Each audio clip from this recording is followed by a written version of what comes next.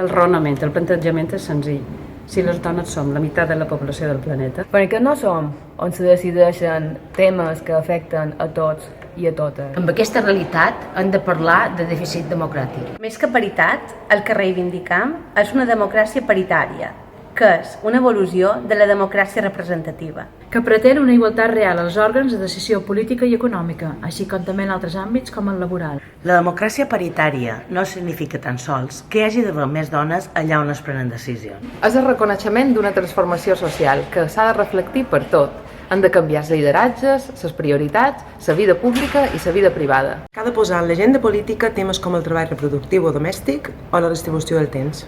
Les dones han de deixar de ser les que ho tenen pitjor per accedir a un lloc de feina. Ni les que més dificultat troben. Volem un canvi real i farem feina per aconseguir-ho.